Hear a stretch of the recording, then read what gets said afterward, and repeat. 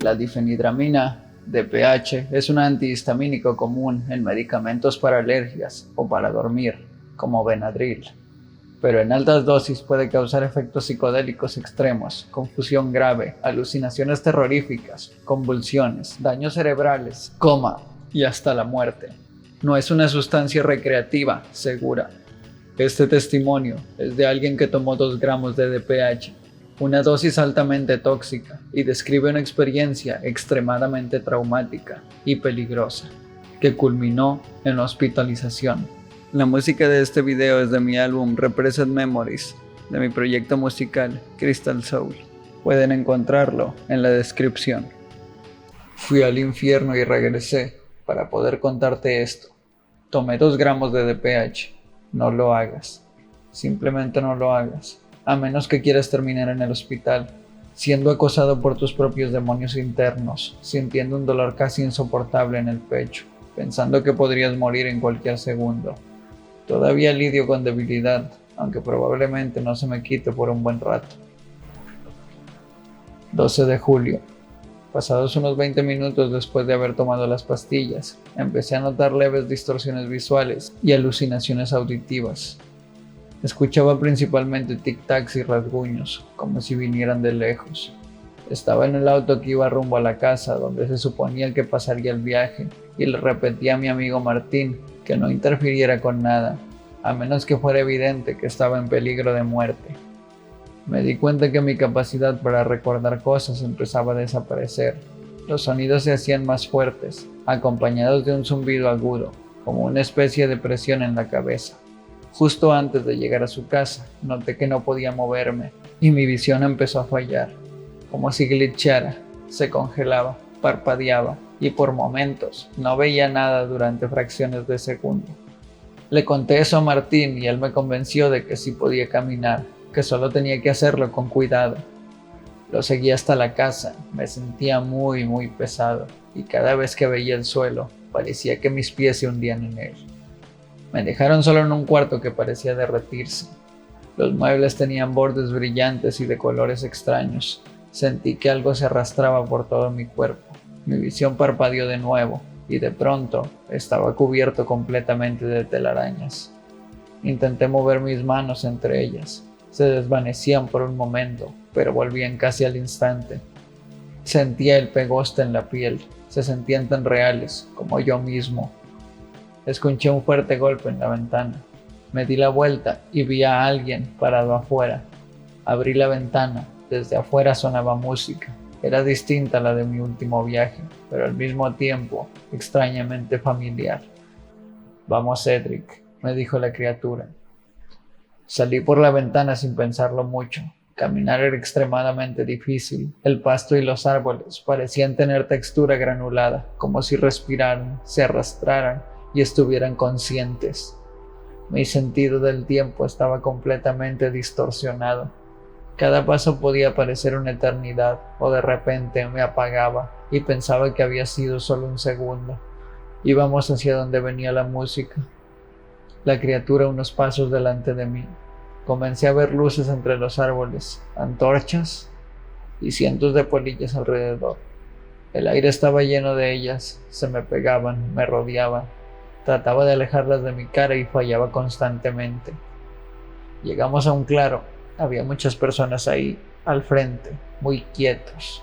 Estaban mis familiares, todos vestidos de negro, rodeados de sombras y desconocidos. Tenían expresiones vacías, con los ojos fijos en mí. Intenté hablar, pero mi voz no salía. La garganta me ardía, estaba seca. Empecé a sentir culpa y miedo, porque sabía que todos ellos sabían que la criatura me había llevado ahí por el DPH, y considerando que la mayoría estaban muertos, no estaba seguro de si yo seguía vivo.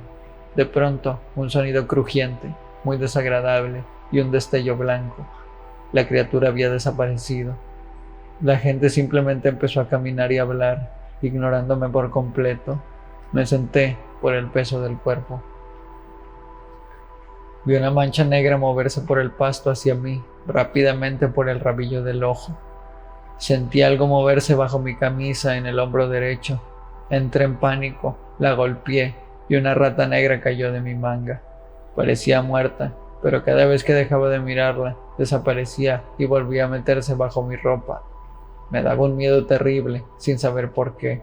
Después de que esto se repitió unas 5 veces, empecé a golpearla sin parar, hasta que el cuerpo de la rata se convirtió en una masa pegajosa y gomosa, como de caucho. Sus patas seguían temblando. Ya no volvió a tocarme, pero seguía viéndola de vez en cuando, con su cuerpo distorsionado. Me levanté y caminé a otro lugar. Se me acercó mi madre llorando. ¿Por qué hiciste esto, Cedric? Te lo advertimos. Le dije que no se preocupara, que estaría bien. Mentira. Las otras personas se congelaron otra vez. Escuchaba voces decir, te lo advertimos, ¿qué has hecho? Pero sus labios no se movían. Cuanto más los observaba, más se deformaban. Sus ojos se hacían enormes y sus brazos arrastraban por el suelo. Otro destello. Aparecí de nuevo en el patio frontal de la casa.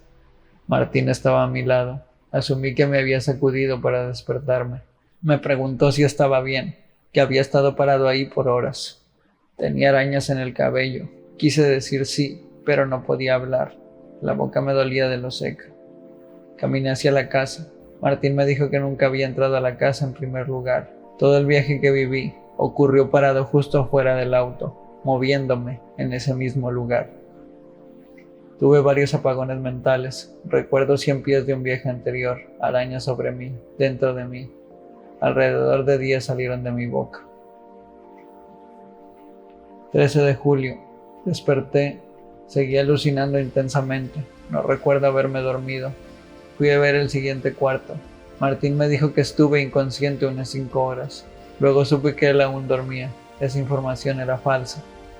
Logré tomar agua e ir al baño, porque la urgencia de orinar era insoportable. Moverme seguía siendo difícil. No podía concentrarme bien. Fue entonces cuando publiqué Alive, vivo, mal escrito. Al regresar a la casa, vi a alguien sentado en el sofá. Se levantó y reconocí a la figura, el Hatman. Se acercó y me dijo, estás entrando y saliendo. Sentí una gran confusión y un nuevo zumbido en la cabeza. No estoy seguro si me recosté o perdí el conocimiento. Me encontré al borde del sueño. El Hatman me miraba directamente. Tal vez era un sueño o parte del viaje. No recuerdo haber cerrado los ojos, pero podía sentir todo. Estaba en una habitación inmensa, negra por completo. No había puertas, no podía ver el final. Una mujer estaba frente a mí. Me sonrió y se quitó la cara como una máscara. La cara que había debajo era igual, pero sangraba por los ojos, nariz y boca. Sus ojos eran completamente negros. Miré a las paredes. Aparecieron rostros que me saludaban sin hablar, hasta que también empezaron a caerse como máscaras, revelando caras golpeadas y cubiertas de sangre. Las máscaras se convertían en cenizas flotantes que nunca se asentaban. Eso es lo último que recuerdo de esa etapa. Salí de ese estado. Estuve un rato tumbado, sintiendo el corazón latir rápidamente. El Hatman ya no estaba. Ahora las alucinaciones eran más auditivas, susurros incomprensibles, cantos lejanos. Volví a escribir en el hilo. Decidí dormir de verdad. Esta vez estaba muy cansado. Me hundí en un sueño profundo. Con el tiempo, me di cuenta de que estaba soñando. Todo estaba negro, hasta que apareció un cuarto gris, con una puerta abierta hacia la nada. Salí por la puerta. Varias sombras se acercaron a mí. La puerta se cerró detrás. Escuché claramente, estás fuera. Y entonces sentí un dolor ardiente en el pecho. Martín dice que empecé a gritar. Intentó despertarme, revisó mi pulso, se dio cuenta de lo que pasaba y llamó a una ambulancia. En el hospital tuve que tragar mucho carbón activado, alucinaciones menores por aproximadamente 3 días más.